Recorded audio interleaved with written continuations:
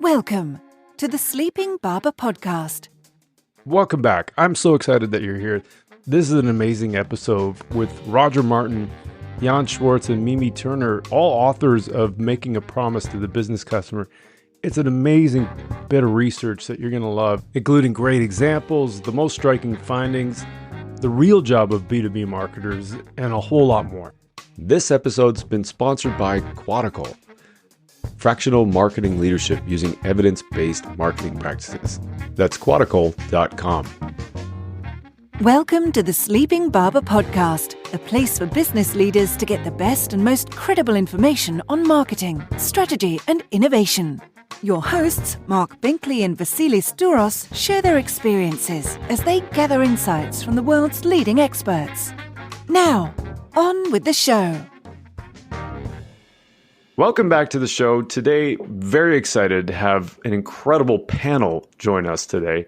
We're talking about the B2B promise to the customer research that has been done recently and published on LinkedIn's website and in collaboration with Roger Martin, Jann Schwarz, and Mimi Turner. We have all of them here today, which is incredible. Welcome to the show, everyone. It's great to be here. Yeah, very excited. So, by way of a short bio, I'll start, Mimi, with you. You're the head of marketplace innovation with LinkedIn LMS, so Learning Management System, I believe, if I got my acronyms correct. LinkedIn Marketing Solutions. Actually. LinkedIn Marketing, sorry, LMS, yeah, sorry. There's so many TLAs out there, three-letter acronyms, and I just default to the one that came to my mind first. Sorry about that. And also a fellow at the B2B Institute. Jann is the founder of the B2B Institute and Senior Director of Marketplace Innovation. And then we've got Roger, who's the world's authority on strategy, named #1 management thinker by Thinkers 50, trusted advisor to CEOs around the world, author of 13 books and soon to be 34 HB articles, and has an incredible post on Medium or blog on Medium that's I think is a weekly edition that you publish, is that right? The weekly edition, yeah. And it's incredible. And so today we're going to be talking a lot about follow-up research to the promise to the customer, which the original research was about a year ago, if I'm not mistaken. Is that right? Yeah. Yeah.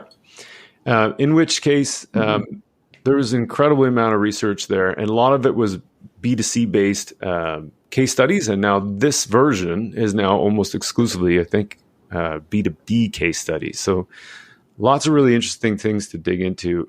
Jann, maybe if we can just start with you, can you tell us a little bit about how LinkedIn is shaping the understanding of B2B marketing and sales, and why does it even matter to begin with? B2B marketing is an incredible space. It's incredibly exciting because it's so undervalued. There is so much upside potential. Half of the world's economy is B2B companies, and yet our understanding of how marketing and sales in B2B works is actually still very rudimentary. We're still only at the beginning of this journey. And because LinkedIn is the largest professional community in the world, we want to be the place to B2B. We want to understand how to influence groups of professionals to make a buying decision. And we want to elevate the whole industry. That was the reason why I started the B2B Institute just over 5 years ago. And that's why we, leading the marketplace innovation team at LinkedIn, continue to try and push the envelope of thinking in B2B marketing. Yeah. It's like the work you've done with the B2B Institute. I've been following it for a while. It's incredible. Like there's such an impressive body of evidence that has come out of your work, and especially like taking I call them classics, maybe modern classics, and then cutting them for B2B to see if they hold up. And it's amazing the work you guys are doing. So thanks for all of that. Thank you. It's been a fun ride, and we're still very much at the beginning of the journey. So it's exciting. Yeah, that's so good. Let's start digging into maybe what I call PTTC 2 or 2.0 or the second edition, if you will. And Roger, maybe we kick off with you. Can you talk a little bit about how you define the promise to the customer and perhaps offer examples from B2B? Sure. So what we've come to define based on our research is effective promise to the customer has got three important elements. One, that it makes a promise that is memorable to the customer. If they can't remember it, recall it, you're not going to have much effectiveness. Right. That it is valuable. So the promise relates to the core category benefit. And that it is deliverable. You, as a company who's making the promise, can deliver it. And for what it's worth, as we've gone along on this work, I've begun to really attach another part of the deliverable. It's auditably deliverable. So the person can audit the fact you've delivered it. That makes a strong promise. So if we just use one from the consumer world, then we'll the business world, like the Geico Gecko, 15 minutes can save you 15%, right? That's memorable. It's valuable. You want the same insurance for less, the same amount of coverage for less money, and you can go on the website, spend 15 minutes, and see that you can save 15% over what you're paying now. So that's a great kind of campaign. In the B2B space, one of my favorites is Old Dominion Freight Lines, which is the number one long distance trucking company now in the U.S. And their tagline is "Helping the world keep promises," and their ad copy is all about how they always keep their promise because their customers have promised that something is going to get to somebody by some time. Sure. And so it's memorable. They show them helping companies keep promises, delivering like stuffed animals and sports and the what. So it's sort of memorable. It's valuable. What do you want from your long distance trucking company to get the stuff there kind of on time? And can you audit that as a customer? Sure can. Yeah. Did they do it on time? So saying we will make a promise to help you keep your promises is a great, I think, promise to the customer. And they're the only, at least I don't know if anybody else on this call has seen other competitors advertising, but I haven't, right? They're alone in advertising. And I think they continue to advertise because it's successful for them, because everybody thinks, oh, Old Dominion, the place that is really serious about keeping their promises. And in fact, I think the fact that nobody else is advertising is an implied, oh, they're not advertising because they don't keep promises. So it's in some sense, I think, doubly strong. The promise to the customer is the idea of it, the concept of it is so practical. And it makes me think about how it's not complicated to make a promise, but it's also very bold, because then you have to, as you pointed out, deliver on that, which is not always as easy. So it's easy to put up an ad, but hard to actually deliver on something like that. So, and it would be complicated to do this analysis, but I bet if we aimed at it, you'd find that probably not ever making a promise to the customer is better than making a promise and not fulfilling it. I think that. What do you think? I've never thought about this, Jann and Mimi, but like, if you make the promise and then just butcher it, I think that's kind of worse than nothing. Worse than not being on TV, probably. So your point, Mark, is there is an intimidating quality to it. It's like, you better deliver if you're going to promise. I don't know. What do you think, Jann and Mimi? I would say, I think you're probably right. But the other argument here is that if you don't make a promise at all, it often means you just don't have a strategy that you're aware of. Right? And so it really is not a path I would recommend, because as we'll get into, B2B marketing already has a problem where it's seen as very tactical. It's seen as sales support at many companies, which is why the promise to the customer is so important, because it puts a stake in the ground for the whole company, where you almost sort of reverse engineer your strategy because you've made a specific public promise, and therefore you need to actually get your act into shape to deliver on that. So I think that's really, really valuable for companies, especially big companies who often get lost because there's so many different activities and so many different priorities. That's such an interesting point. Mimi, I wanted to bring you in on this. The point that Jann just made about usually that's a big company thing, but in the original promise to the customer research, there was some there was findings that there's a pretty substantial impact for small companies too. And so I wonder if you could speak to that to see if does it hold up in the B2B research cut of this report?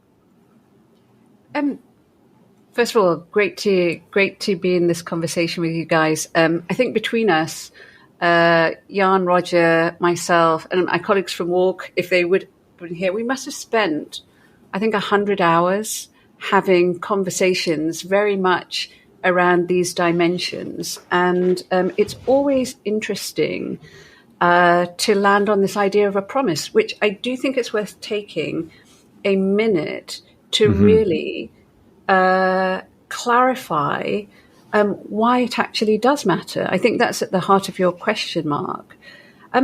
What's really interesting about the data set that we picked for this research is that there is no actual industry taxonomy about advertising campaigns that make a promise and ones that don't.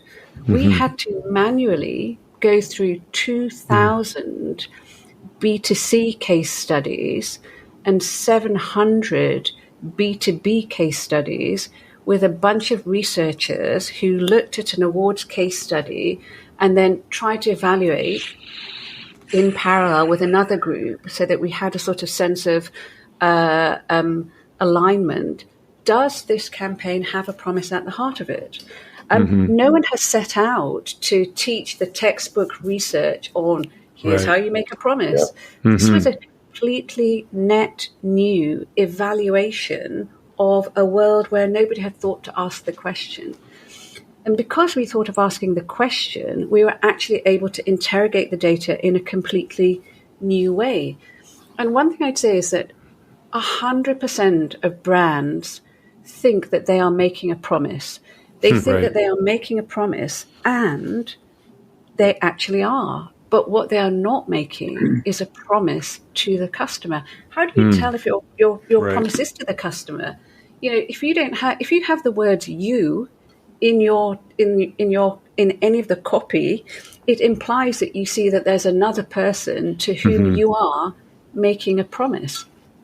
I found the most fascinating thing is that in B2C, 60% of more than 2,000 award-nominated or award-winning campaigns, so already good and successful campaigns, were doing something other than making a clear promise of value to the customer.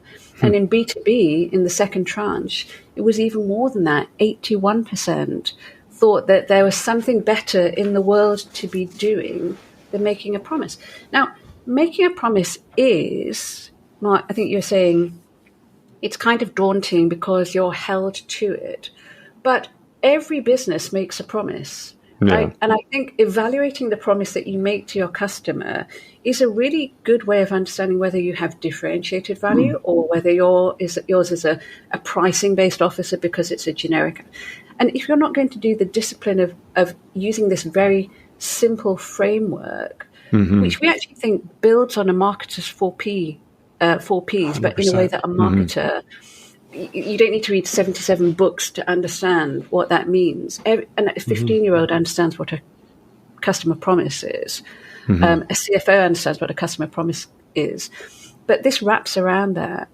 To cut a really long story short, at every stage that we looked at, and with almost every control that we could think of, customer promises were much more effective in terms of pretty chunky marketing metrics like consideration, preference, market share increase than non-customer promise campaigns.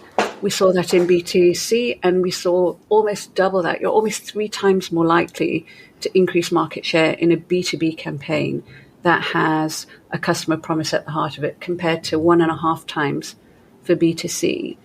But we also did see that when we controlled for things like budget or duration or number of channels, at the lower level where you don't have a big budget, you're not across many channels, you're not in market for long, sort of the least likely to be successful campaigns were nonetheless much more successful, nearly twice as successful when they had a customer promise. So I think marketing is expensive, a customer promise is for free. If you do nothing else with the marketing money that you are spending already, frame it around a promise that the customer understands, and your marketing results will be better. Wow. And we're done. But this is why I told you in the last time we had the first podcast, why it was so stunning to me. Yeah. It is like totally obvious. It's not, if you're doing a giant campaign, you should make a promise to the customer, but it doesn't matter in little campaigns. No, it matters, if anything, kind of more. If you're doing a short campaign, no, it's universal. And I've been, working on this kind of stuff for a long, long time. And as Mimi said, that is not a criteria that marketing people, copywriters and the like have in mind at all. Mm-hmm. Does this have a promise or not? And they just have to, right? It's now like you just have to. The data is so powerful that you are kind of being dumb and massively wasteful if you don't have that as a criteria in mind. Yeah. What I love most about it seems like it's even more than just like an advertising, like the playing to win. The promise to the customer is more than just like an advertising tagline, which is great. And like it's a framework, really simple, easy to follow. And Roger, just a question for you. Do you believe like there's a link to the winning aspiration and the playing to win strategic cascade along with then the promise to the customer? And now a short word from our sponsor. This episode was sponsored by Quadical. Did I say that right? Quadical? You did. Quadical. Yeah. Quadical. Mark, what is it? Well, V, I'm glad you asked. Quadical is my own company, actually. So, I'm the Sleeping Barber podcast co-host with you, but I also have my own company. And so I'm happy to sponsor the Sleeping Barber podcast, in part because I give so much time to it. But Quadical is a fractional marketing leadership firm where we specialize in evidence-based marketing. And we do consulting work for companies typically between $30 to $300 million and helping them navigate some of the challenges that people have, like I know something's broken, but I'm not quite sure how to fix it, nor do I have the time to fix it. And so that's where we help out a lot of people. Well, I'll speak for Mark as well, because you're wearing your Quadical hat right now. We appreciate your sponsorship of the Sleeping Barber podcast. And for all those that may be interested, we do have a whole bunch of sponsorship options. Always looking to bring on new sponsors. We have a lot of creative ideas that can really help across a global audience. Thanks, V. No, thank you, Quadical. We appreciate your business. And now back to the show. Absolutely. I think what you have to have if you're thinking about the choice cascade, you have to have a where to play, which says, here are the customers we're going after, and the how to win is we can make a promise that is meaningful to them that would be hard for other people to make, right? And so the tie to strategy and therefore we have to have a winning aspiration to be able to deliver on this promise to the customer that is unique, that is going to be hard for somebody else to just come in and say, I can do that too. And I think, quite frankly, I think there's a first mover advantage too, right? Which is if you figure out a very powerful promise to the customer and you start going out and making it, you will be considered the company that delivers against that. And it'll take really extra hard work for somebody else to to follow That's a good point. Jann, I'm going to come to you with this question, but and maybe when you were talking about some of the stats from the report, you talked about the 60% of B2C campaigns did not make a promise to the customer, and it was something like 81% or something like that for B2B. So my question, Jann, for you is, when we think about differentiation, often we're thinking about product, and the product, the feature. We have this widget, or nobody else has this widget, or this bit of tech, or this thing of innovation, and then all of a sudden everyone copies it. Like, do you think there's something in the promise of the customer that can help a company differentiate and stand out from everyone else? And Roger just kind of alluded to this a little bit. Absolutely. I mean, a key component of making a successful promise is that it has to be valuable. And you're not going to be valuable if you're in a crowded marketplace where everyone else provides the same value and articulates it the same way. But the other thing I would say is, yes, differentiation is incredibly important, but specifically to marketing, distinctiveness is as important. You need to combine the two, because not only does a promise need to be valuable, it needs to also be memorable, right? And to come back to a very easy example, the car insurance example, every car insurance company used to have this slogan of, we're here for you, we're going to take care of you, you can trust us, we're reliable, when things go wrong, we'll be there, right?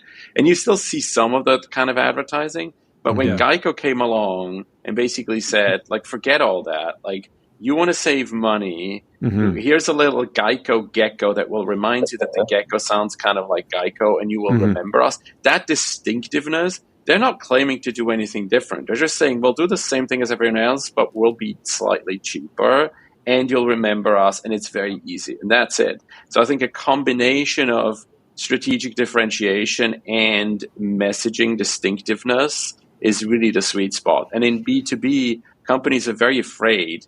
Everyone uses, a certain color of blue, a certain everyone wants to buck. No one wants to buck that trend. No one's like, oh, we're the pink company that does B2B, because that's not serious enough, right? But you would stand out a mile. And so I think marketers need to understand that having a bold promise that is distinctive is extremely valuable. And the other thing I would say on that is, people tend to obsess over, a promise is just a value proposition, right? But that's a very engineering mindset. My favorite quote on that, I think I stole it from Seth Godin, is a value proposition is raw fish on rice. A customer promise is, we have the best sushi, right? It's the same thing. But I don't think anyone wants to go to a restaurant that sells raw fish on rice, last time I checked.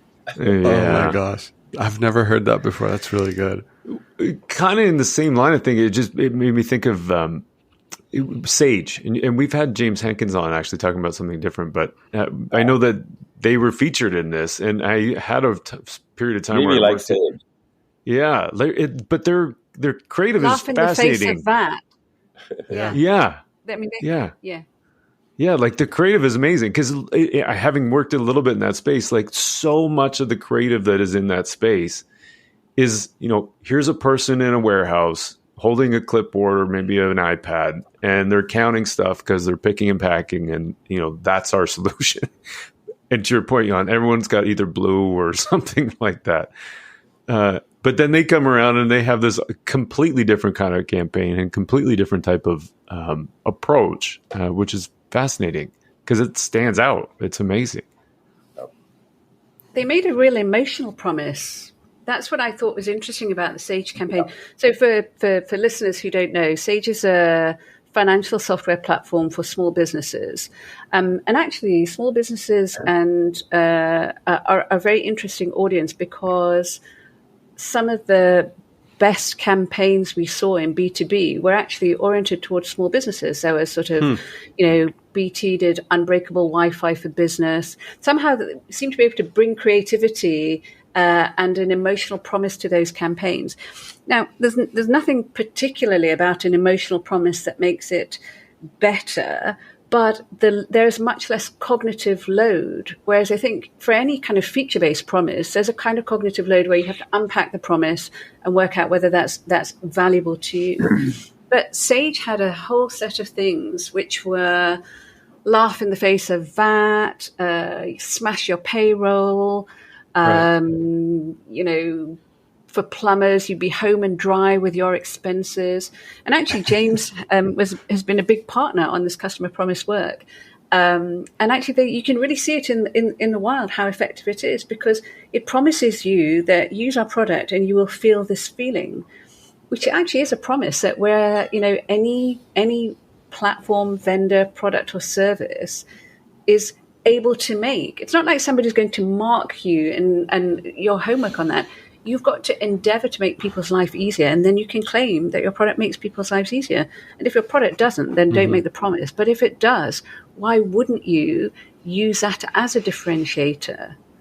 A differentiator about how you feel about using something is very, very powerful and very easy to understand. Lowest cognitive load of all the promises. Yeah, and by the way, can you explain that? Because you guys are, I think that's a British thing. Is that right? It's sales tax. Yes. Okay. Yes. Yeah.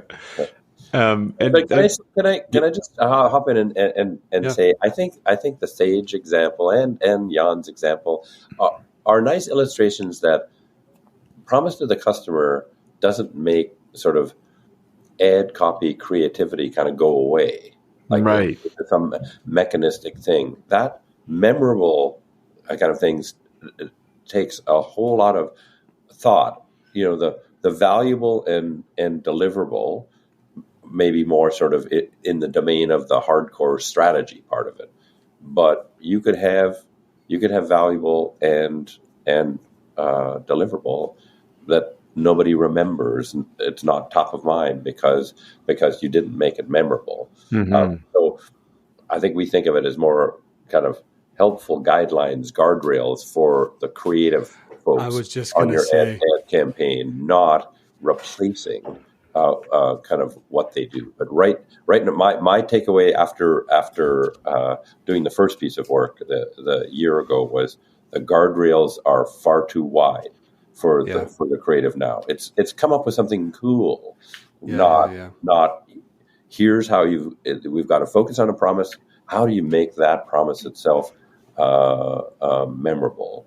And I think Jann was pointing out, and then Amy, like colors and being different and the like. All those things are aspects of the creative tapestry that you need to weave with your promise.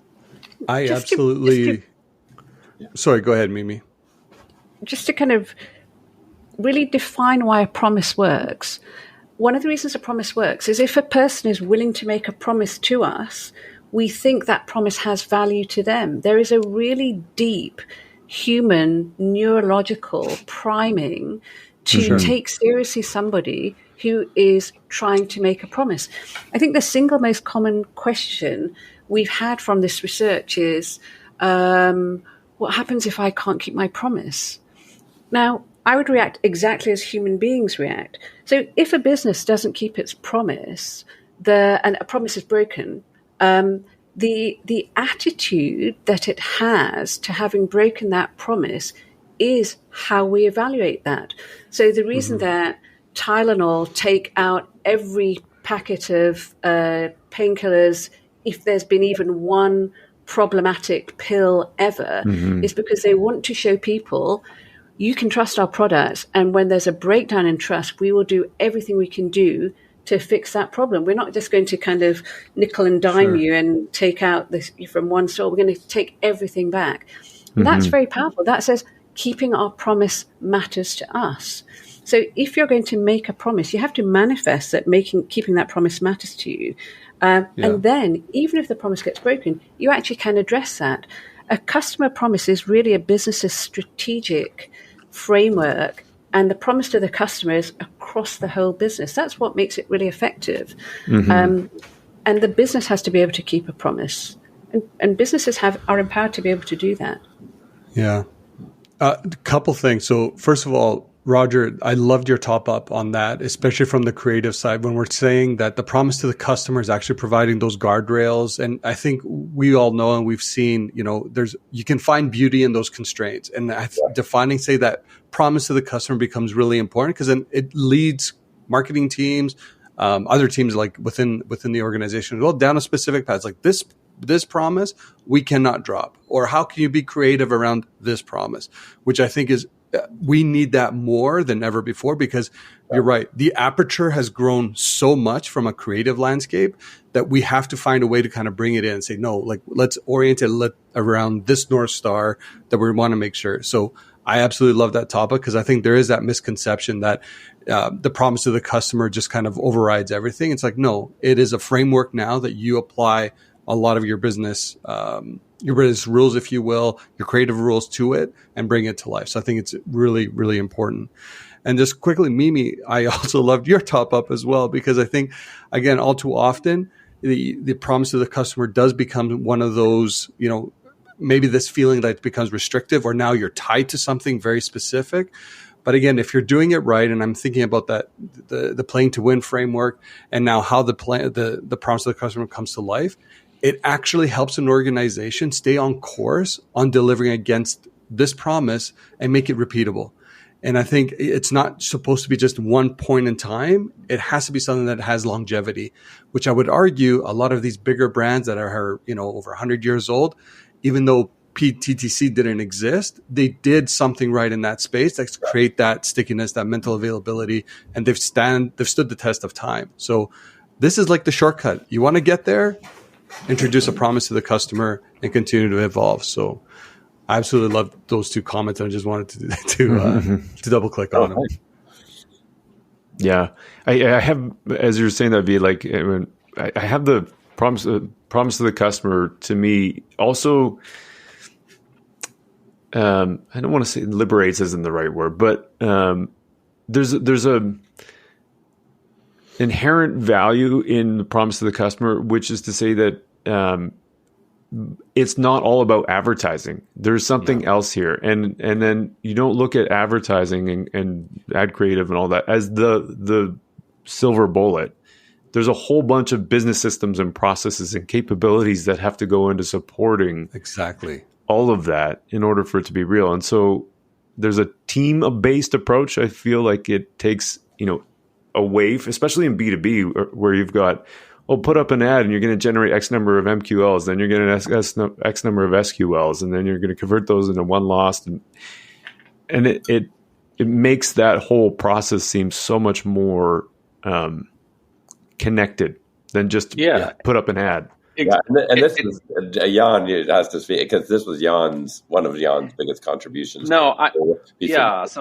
that feature. So you tell him. 100%. So what gets me very excited is the idea of you have a shared source of truth for the whole business that busts through all the silos. Because B2B companies, especially B2B tech companies, incredibly siloed. And if you think about the 4 Ps that we've all been taught, none of the CMOs control 4 Ps. They control one promotion and maybe 1.5 if they're lucky. And so what happens is you have product having its own truth, you have sales having its own truth, you have marketing having its own truth, and none of it connects. Everybody grades their own homework. And I do dream of a future in B2B where there is a shared understanding as to how do we create value for our customers and how do we articulate that value, and then how do we convince the group of professionals that needs to be convinced, that needs to agree to buy from us. How do we make that happen? And if we had an understanding that cut across product marketing and sales, it's a bit like the famous story with, I think, John F. Kennedy talking to a janitor at NASA, and the NASA janitor says, well, my job is to put a man on the moon, right? Even though I'm sweeping the floors here, I know exactly why I do it for. And so that's really, really powerful, because then everybody understands what the goal is, and everyone works towards that shared goal. Yeah, that's a great line. I love that. Yeah. Do you want to take the next one? I have so many questions that are bubbling in my head. Go ahead. I think I wanted to circle quickly back to Roger here. So when we think about the size of B2B buying groups is growing and their path to purchase is increasingly complex, right? Which doesn't favor, a lot of the products that are being advertised. So often the biggest competitor we face is indecision. Now, do you think the promise to the customer framework can help executives and business strategists better align their internal their internal teams and overall improve collaboration? Yeah, I think so. Like, I guess I tend to have maybe a worldview that as the world around you gets more complex, your job should be productive simplification, kind of regardless, right?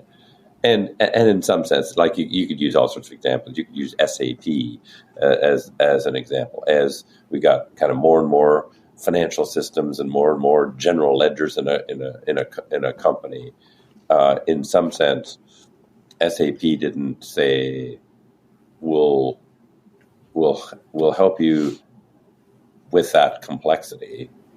They said there's a simplifying way to do this. Right. A really simplifying way of doing this. So you don't sort of embrace the complexity. You try to create a simplifying kind of tool to use. And I would say with more complex buying groups with different people, staff people having some things, the direct procurement people, the business unit all being involved. You need something that creates a certain level of simplicity to that. You can't get rid of the complexity, but can you have a tool that simplifies it?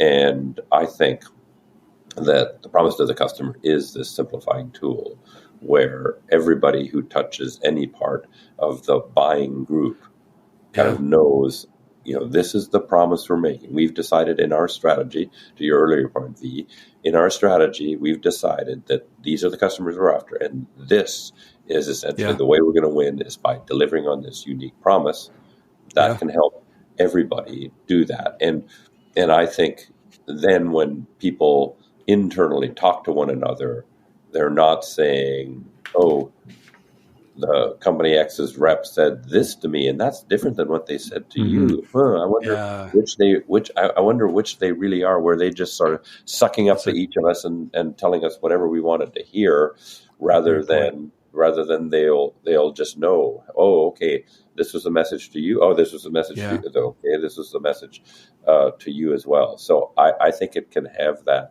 simplifying feature in the face of a complex environment.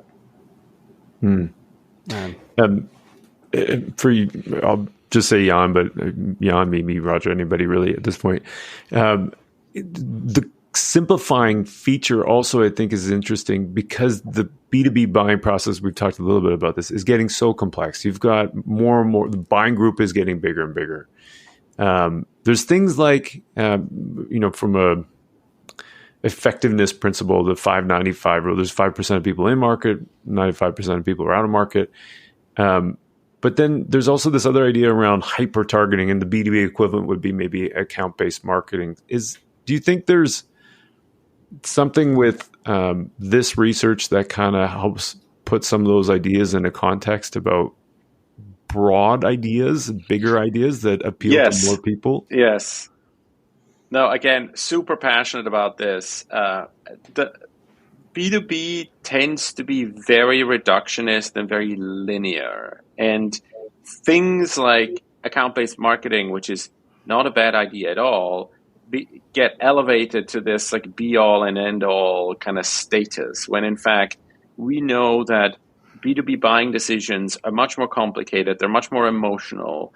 They're much more long-term. So Mimi and I just did a piece of research where we found that 81% of enterprise tech buyers actually only pick a vendor if the entire buyer group has heard of that company from the start. So this idea that if we just come in at the last minute and then we just have really good specs and features and speeds and feeds, and they'll just realize that our product's so much better. Forget it, because half of the buyer group are people like procurement, legal, IT, security. They don't really give a damn about how your button is different than the other company's button. They care a lot more about, have we heard of this company? Do we have an MSA in place with them? What are their financial terms? Are they going to be around 3 years from now? Do they have other customers like us? Right? They care about this stuff. So you really need to articulate a promise that goes beyond just, hey, our product's really great, and here's all the features, and here's what you can do with it. And I think B2B marketing, to bring it back to Roger and his incredible mentor, Peter Drucker, who famously talked about, what gets measured gets managed. And he didn't mean that in a good way. He meant it, I think, in the sense that, if you call yourself data-driven, sorry, I have to get on my soapbox here. I'm getting very excited, and I'm sure Roger will chime in too. It really grinds my gears when people say, well, I'm a data-driven marketer, or I'm a data-driven executive, and so I look at the data and I make decisions based on the data. Yeah, that's great if you live in a world where you have access to 100% of all data that is relevant. But the reality is you have access to a very small subset of data points. They're the ones you chose to measure, like how many leads did this generate? How many clicks did this generate? And then you extrapolate from that for your entire strategy. That's just wrong. That's actually just intellectually lazy if you do that, because you just pick what you can measure, and you decide that because you can measure it, it's the most important thing. That's not true in life. A lot of things are harder to measure, right? Whether someone trusts your brand is maybe harder to measure than whether someone clicked on a link. But I think it's a lot more important if you're trying to sell something. I'm sure Roger has something to say on this topic. Just what he said. I think Jann has summarized it well. And Jann also identifies. I think what Jann said also identifies this thing that we're very uncomfortable about, which is an intangible thing. So measurable truths are a subset of things that are true, but they are not the whole truth. The reason that a customer promise has value is because it actually connects the person who's making a promise and the person to whom that promise is being made. The goalpost is not a broad thing. It is a direct thing. If you have a product that is valuable to somebody, by expressing that, you identify the group of people to whom that's valuable, and then that is the relationship that exists between you. That's that is the most human thing. It's an intangible thing, and because it's not easily measurable, if we had tried to do a piece of research about anything, any data point that was an emergent property of pipeline or MQLs to SQLs or anything like that, it would have been super easy, and we would have taken a set of things that people already knew and rendered them into something else. This was an intangible idea, and the reason that we knew from the outset, I think, that we would be successful is because the intangible nature of a promise is a thing that human beings believe in. And we brought a behavioral approach to this because 99,000 times out of 99,000, understanding that how human beings behave is going to be much more powerful. And I would really challenge somebody, you might like this research, you might not. You might think, you might have multiple different views. But really, what relationships exist between a company and their customers if it cannot be expressed as a promise? What is it that you think exists? We have whole data systems built to build our customer relationship management tools and toolkit. But on what would you say your relationship with a customer is based if you cannot articulate it? No. Is it? I mean, just No, and Mimi, now you're getting into one of my soapboxes too. So so I remember when somebody very, very kind of firmly and aggressively argued to me that I shouldn't be upset about something because this is business, Roger. This isn't personal. Okay. And I remember like, huh? Like it was sort of like, you can make that distinction? Like, aren't we kind of all humans? Kind of isn't everything personal? And then I realized, like, it was one of those epiphanies where I sort of said, like, he really believes this, and this was a very accomplished person, but you kind of really believe that, and on this intangible point that Mimi's been making, it's like, yeah, like, you can't not strip humanity out of somebody because they're in a business, right? And that's in some sense what we almost assume is that, well, B2B and B2C are so different, because in B2C you're selling to people, and B2B you're selling to a business, and we're almost making the same assumption that this guy Joe was making with me, is that, well, you can strip that out, like it's a business. There's no people to it. And so intangible things like Mimi was talking about, why would you even get into that at all? Because businesses don't think about sort of emotions and intangible things. It's just a logical fallacy that when you ask it, when you say, oh, seriously? So, like, the moment a person is operating in a business, they lose their humanity. Oh, and then you say, okay, well, that's but I would love. Yeah, I would love to build on that, because in B2B, there's an additional wrinkle to this. I think we've completely been missing the point for years, and only now, finally, we're having the right debate, which is this argument that, B2B and B2C, it's different because one is companies and one is humans. That's completely the wrong argument, because all marketing has always been to humans. It's never been to machines or horses or whatever, and it will continue to be. Marketing is the discipline of trying to predict and influence human behavior. And human behavior is incredibly complex and to some extent intangible and unknowable. That's what makes it fun. But I think what people have completely missed is that in B2B, it's groups of professionals who together have to agree to buy from you. If you've ever worked at a company and you've had meetings with people where you're like, guys, let's try and agree on what we're going to do. It's incredibly complicated. It's hard. Like manufacturing agreement, facilitating agreement, that's the real job of B2B marketing and B2B sales, much more so than like touting the benefits of your product. It's really manufacturing that agreement between groups of professionals.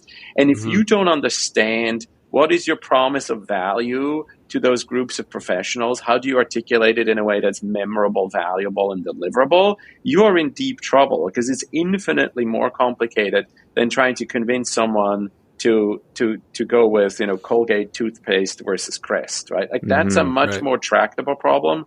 Yeah. Figuring out what is the right cloud computing solution for our business is way more complicated, which is why we go back to the quintessential quote in B2B that is decades old, but absolutely as accurate as it was before, which is no one ever got fired for buying IBM. That's from the late 70s, early 80s. Yep. And that is still true. That is, if you can be the brand where people say, well, no one ever got fired for hiring Goldman Sachs to be our bankers or using FedEx to ship our freight. But if you have that status, that's really, really powerful. And that only happens if the promise is very clear. And like Goldman Sachs, for example, the promise that company makes, at least in my perception, and they may want to influence that and change that, but it's very clear, because basically we are not the nicest people in the world, but we will work, and they're certainly not the cheapest people in the world that you could hire, but we will work around the clock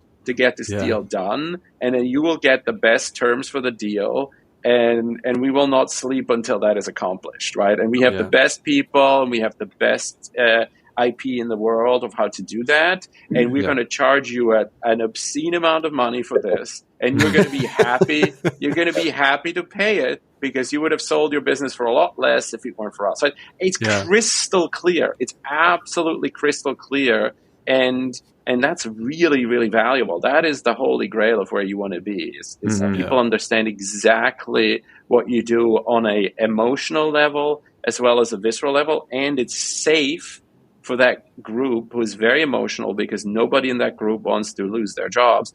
They can agree. It's the safe choice, and it's the right thing to do. And everyone's going to nod their heads, and no one's going to challenge an individual saying, why was it your crazy idea to hire Mimi and Rogers and Jann's consulting shack to try and sell your company when you could have hired Goldman Sachs?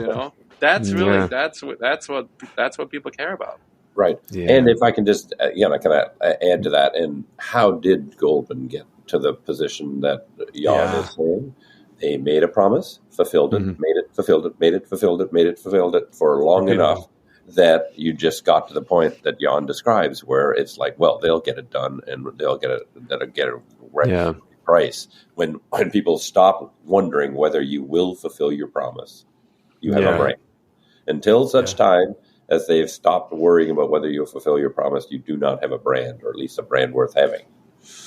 Yeah, such a good point. Jann, as you're describing that, I had these flashbacks to one of the first times I bought software. It was actually when V and I were working together. It was supposed to be this whiz-bang like social media management tool, but also integrated with customer service, and you could do inventory checks and all those kinds of triage things for customers. And it was awesome. And I invested in it. My team adopted it, and then nobody else did. And it was one of the most embarrassing, well, maybe not embarrassing, but painful things where I'm like, all of a sudden people are like, what did you do, dummy? Because we had no intention of using this to begin with. And then it was a giant waste. And so I learned at that point, I'm like, I'm not going to buy something next time if like people haven't heard of this and people aren't bought into it at the beginning. Like the agreement part. We actually found not only are you most likely to get bored when everybody knows you on day one, but we also asked a separate question, which is we asked like 550 senior level purchasers of tech software. The thing that you bought, how many people knew it on day one, and how many people bought a thing that only the recommending function knew on day one? Yeah. Do you want to have a guess? About like 81% agreed or strongly agreed that everybody knew on day one. How many do you think said we bought a thing that only the experts knew on day one? I don't know. Have a guess. Under 10%. Under 10%. 4%. 4. I was going to say 4. 4%. Yeah, it's staggering. And Mark, earlier to what you said, the question I wanted to ask you immediately: how did that make you feel? Oh, it was awful. How did you feel? I thought I was going to get fired. That's right. You feel awful. You think you're going to get fired. You take it actually way more personally than probably maybe you should have. Maybe there wasn't really a chance you're going to get fired, and maybe it's just like, oh, we learned a lesson. Too bad. Let's move on. No, but that's not how humans work. That's not how groups of professionals work. They're like, oh, it was Mark's idea. I now don't want to. Next time Mark wants to buy something, we better be careful because I look bad too. That stuff, it's multi-round game theory. That humans were just hardwired because you don't survive. Our ancestors would have all been eaten by lions or starved if we weren't like a little bit shrewd about, hey, who do I need to align myself with? This is a bad idea. We're not going to like try and eat those berries again because they made us sick, right? The like hunter-gatherer in us is always assessing like, is this a threat? Is this food or am I food, right? Is this going to kill me or is this going to help me survive? That's it, right? And so there's nothing. You can't fight that. You have to play into that. You shouldn't fight that. Yeah. There's nothing less successful in the professional domain than creating a risk that your colleagues share in. Once you do that, that is your ticket to being expunged from the group. Once you spend your colleagues' political capital, that is a price that nobody can afford to pay. I imagine as well that a couple of things. In the case that I just told you about my stupid decision, it was something that lingered because it was a subscription and I was stuck with it. And it was like every single moment that everyone else had a chance to bring that up. Yeah, it was like, it lasted for whatever the contract was, a year, let's say. But then to your point, Mimi, like, it also made me very weary of asking anybody for anything else, which then leads me down this other path of indecision, which is ultimately one of the biggest competitors that any company has. And so that's why brands are like blame insurance in decision making. Let's say you'd done exactly the same thing, but you picked a brand that everybody knew, right? You pick a kind of big brand. If it doesn't, people don't take it up. It's like, well, what's wrong with our people? This is everybody uses Salesforce or Dynamics or whatever. What are the problem here is our people's adoption. The problem is not Mark's decision. And so the familiarity of the buyer group with something matters, because 2 years down the line when it goes wrong, when we review that decision and, get out our sort of, light beam of blame, who is going to fall into that shadow, you say, well, you know what? I might have made the same decision as Mark. He couldn't be faulted. We would have all thought Salesforce would be the exact right thing to do. And so blame insurance is things that people want to buy. IBM didn't say, but that nobody ever got fired for IBM is so powerful because it really articulates what people want to buy. And B2B marketers and sellers are selling all manner of stuff, all manner of technical stuff and feature-led stuff and stuff. But why not try to sell people what they're trying to buy? And if you put that lens on, you really understand that the group have to feel that it's not a career risk. That's actually their job. You have to sell being easy to agree on, not being the best, because even if the most expert people think you're the best, that doesn't translate. You were probably completely right about your decision, but it would have been easier for you if you picked a less good product that everybody knew. Right. Yeah, it's so fascinating. Do we have time for one more question? I know Roger, I know you're probably really... Yeah? No, sure. This is too much fun. So a couple of things here. So first of all, this question is going to be for everybody. So maybe we'll kick off with Roger.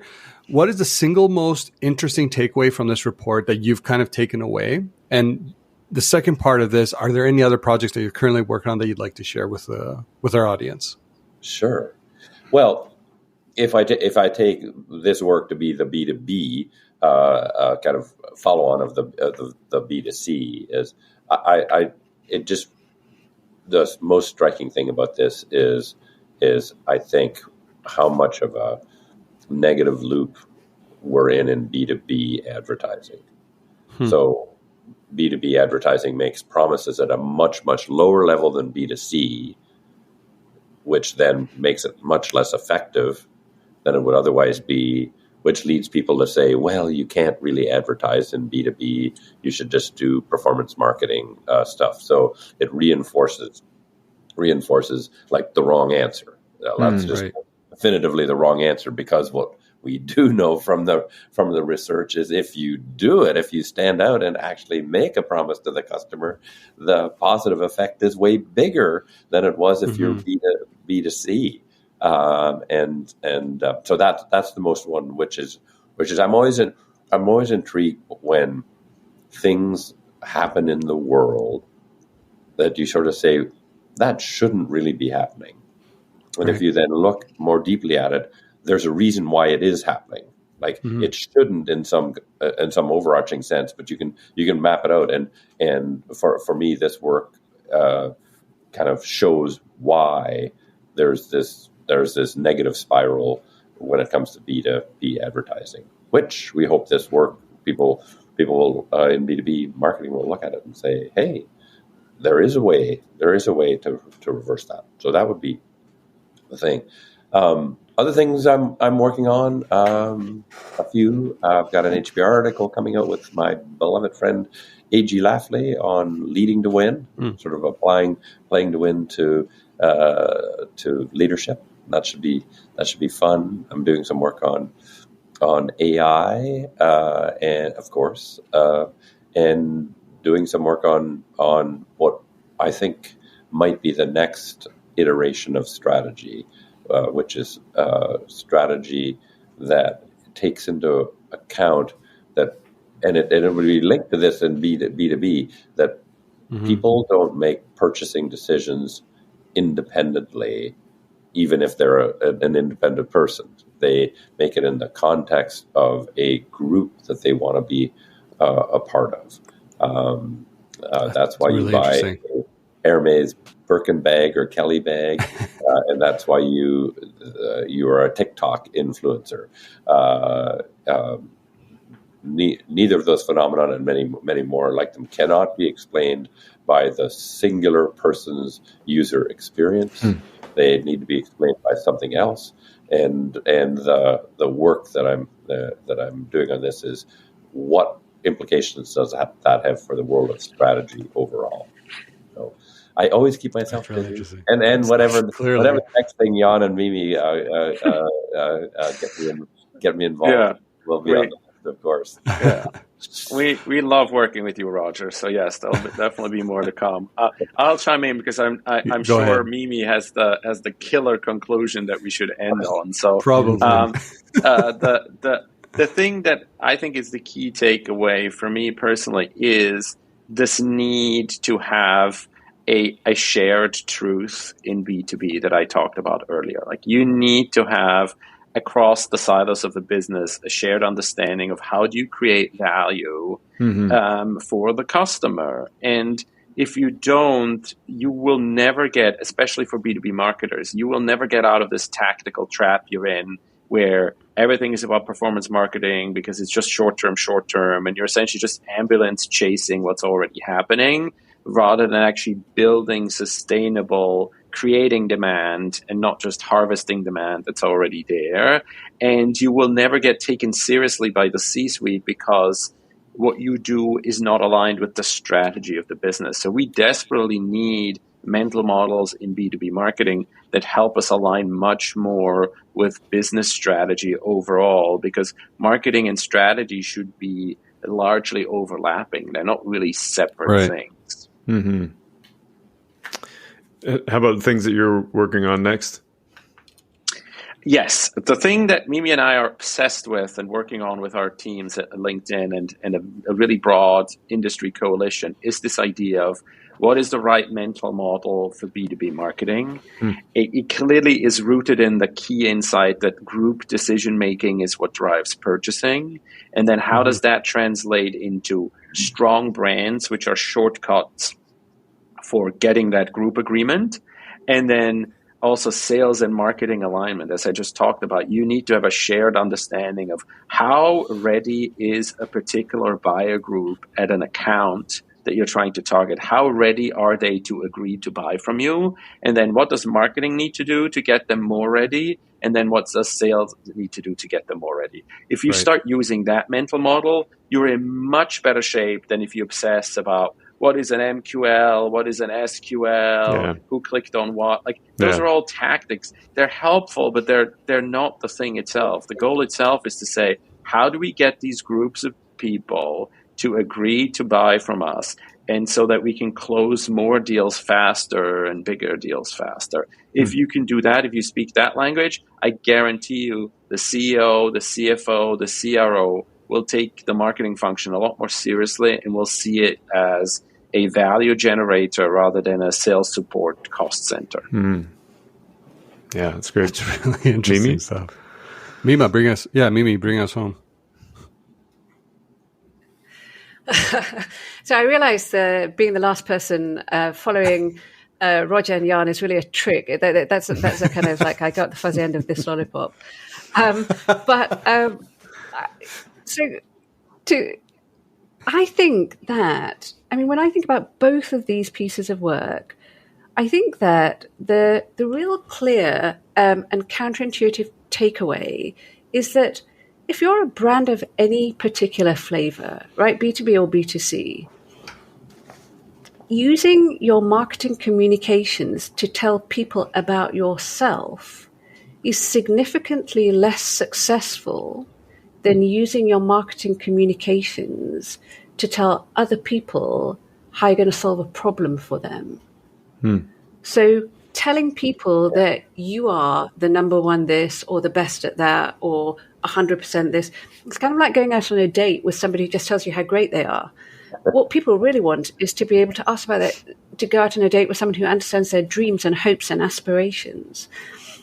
Telling customers how you're going to solve a problem for them is the most successful thing that you can do.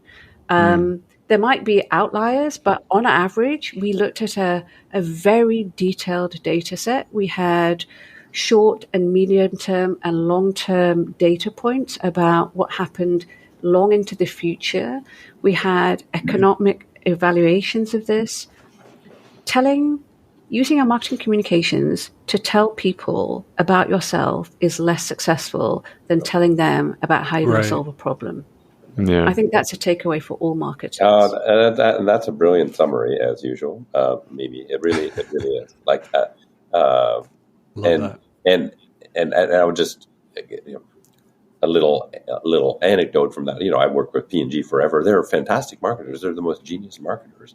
But before we were even publishing this, I showed it to a team with one of my kind of favorite clients there, and she just used it to review 3 ads, one ultra super successful, one meh, and one looking good, the newest one.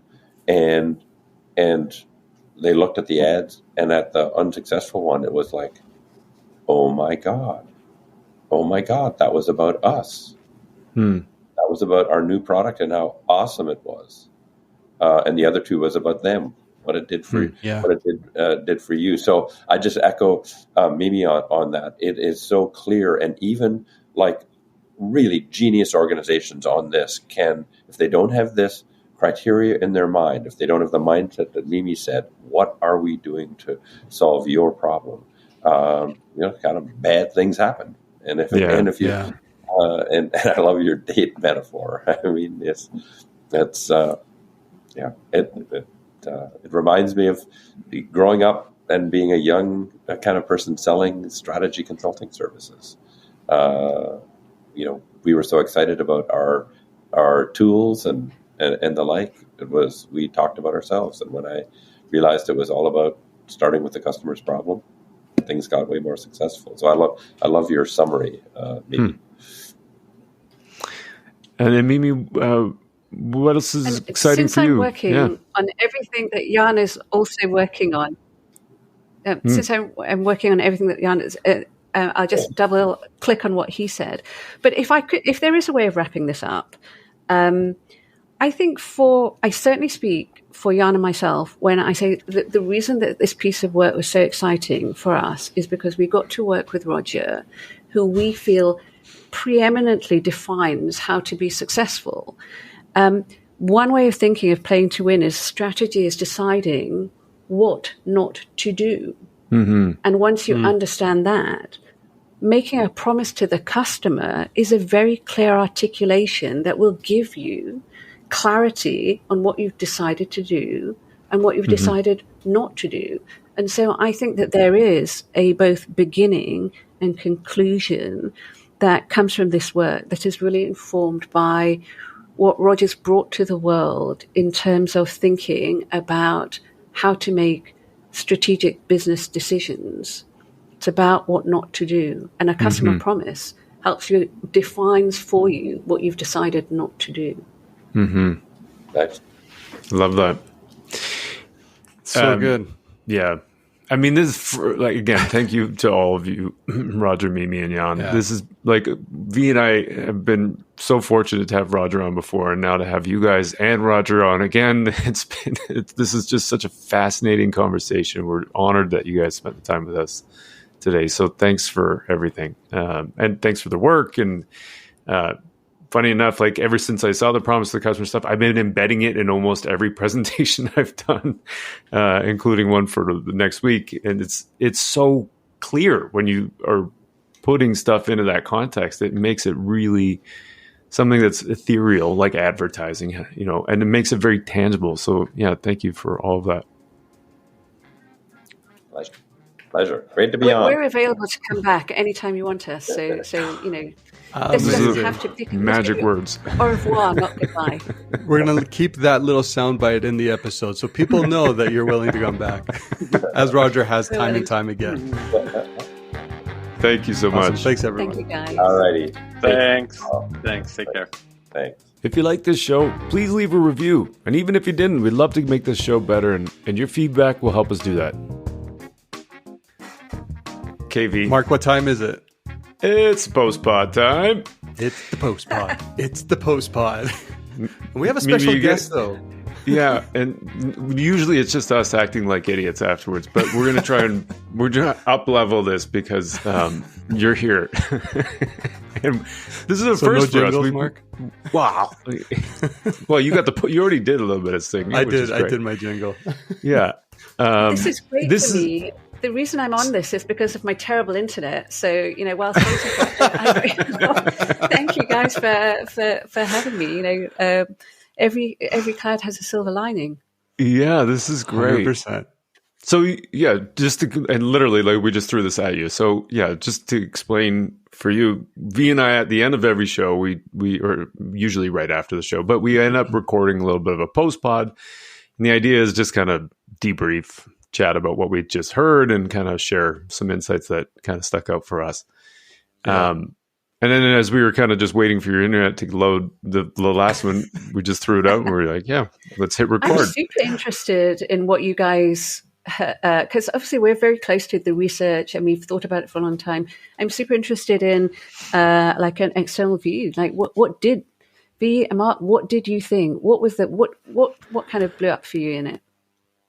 Do you want to start off, Mark? No, you go. I'll start. Okay. No, you go.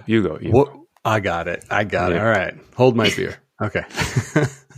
What I absolutely love about it is the simplicity, the way that you can evaluate anything in the organization across the three things. So like, what is the promise that we're making? Is it measurable? Is it valuable then to the consumer? Is it deliverable? And then if it, like Roger said, and like anecdotally, it's auditably deliverable. And I think those four things, if you will, if you want to add the anecdote part, you can apply to any part of the business. You can provide it, you can apply it to the production, you can provide it to marketing, you can apply it absolutely anywhere. And what it does, it really crystallizes what we're all here to do.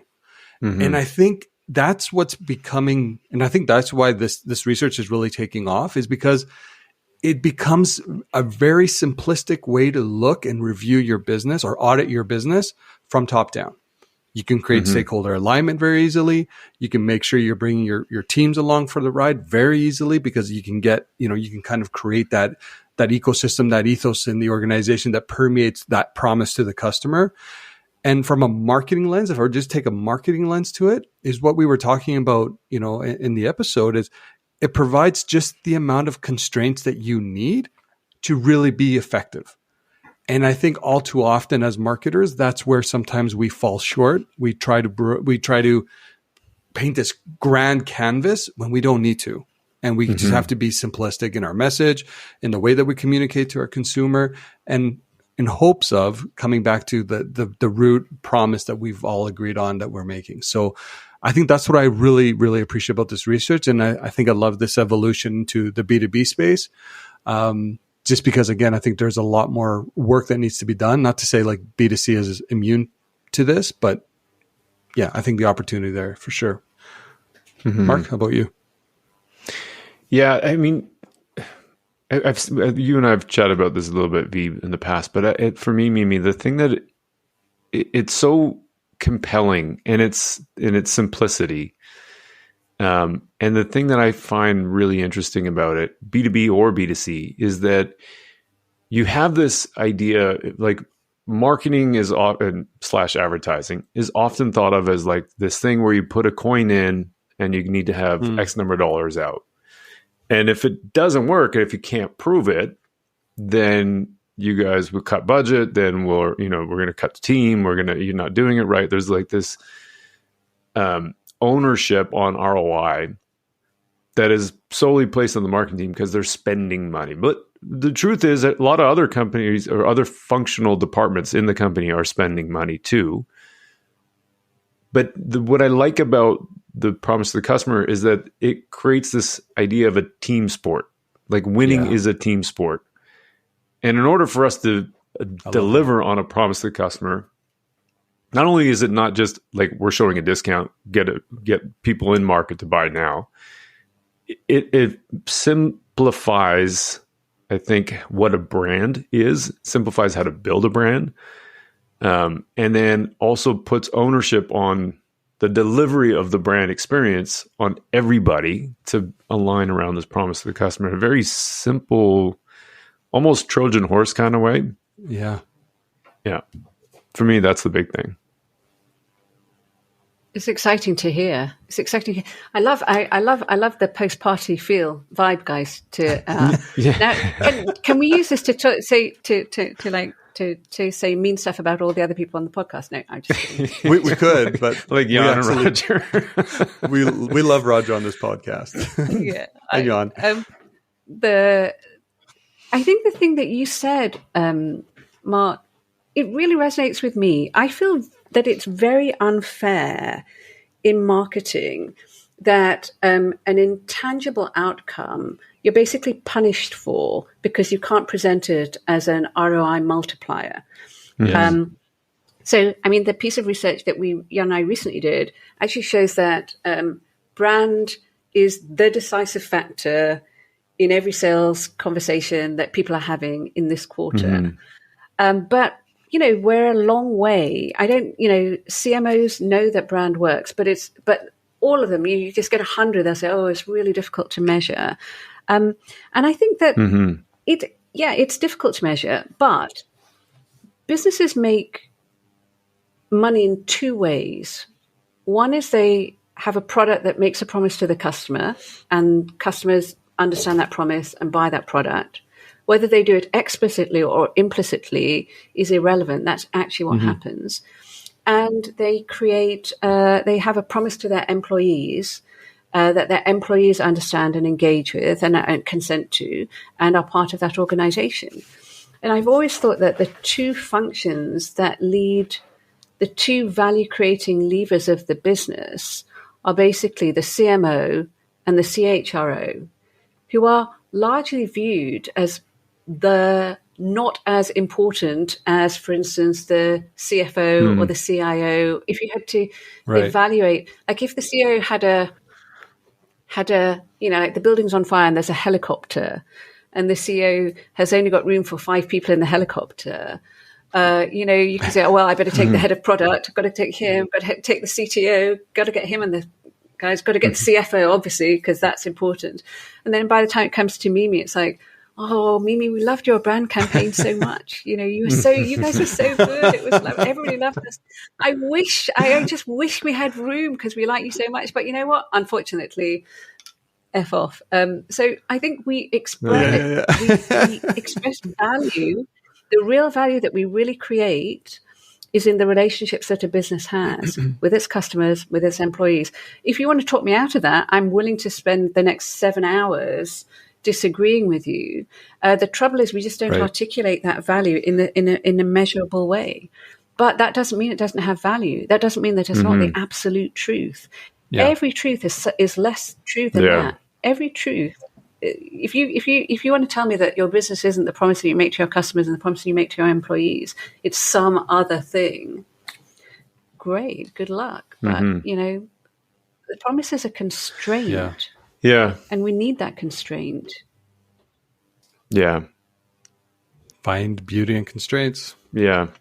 The other thing that as we were going through that conversation, there's one idea that came into my mind a few times. And V, you might remember, we had Colin Powell's on, Professor Colin Powell's, and he talked about, you've probably seen this image. It's like a meme, I call it. But it's this drunk guy looking under a street lamp for his keys. I love this. And so he gave the analogy of like, it's like that when people are saying, well, why are you doing the things you're doing? He's like, well, in this case of the drunk guy looking under the street light for his keys, he's like, well, he's like, I lost my keys. And the police officer's like, well, why are you looking here? He's like, well, because this is where the light shines. And so, I think a lot of times we That's exactly have right. this data exactly of right. where the light is shining. And we're not really looking at the things and we're only looking at those things where there are data points. Yep. And when we're talking about the future, and what I liked about the promise of the customer as well is very future oriented. You can kind of measure the back end of it in terms of like, are we delivering on this? But it forces you to think about what you want to become in a way and how you're going to deliver on that, which is an important part of like growth. Yeah. I would argue, Mark, it probably, because you're trying to measure the effectiveness, say, of the promise, it likely forces you to measure your outputs a lot differently. Yes, you have your key performance out, which is going to be revenue, RGUs, whatever case may be for any company.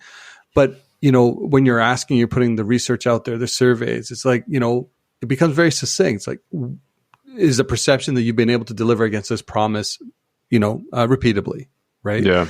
And I think that it actually helps simplify what the desired outcome actually is, more so than when we think about performance marketers. I know we get a bad rap, and Mimi, you may or may not know this, but I spent most of my career on the performance marketing side.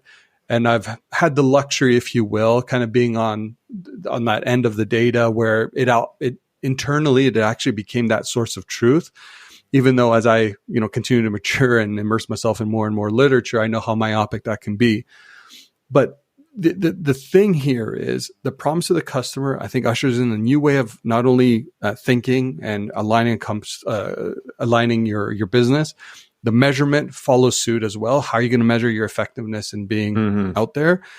And it removes that spotlight, if you will, from those spreadsheet ninjas that live in every organization that are just looking line item by line item and say, my site traffic was this conversion happened from here, was just this alone. It's so seductive to believe that there's a logical, rational, and linear relationship between inputs and outputs. And the trouble is that we know in brand, we know in likelihood of being bought, that this is an environment that's ruled by asymmetry. It is not linear. It is asymmetric. Asymmetric, I would say, on a squared or a cubic level. I think if you're the number one in a category, everything is as hard as it is. If you're the number two in a category, to be successful, it's actually 4 times as hard. If you're the number 3 in a category, it's actually 9 times as hard. The Ehrenberg Bass piece of work that they did about the smaller brands, it's harder to be smaller. It's not harder in a linear way. It's harder in a square. It's double as hard or hard to the squared level. Mm-hmm. The biggest brands have 2/3 of the category. That's not linear.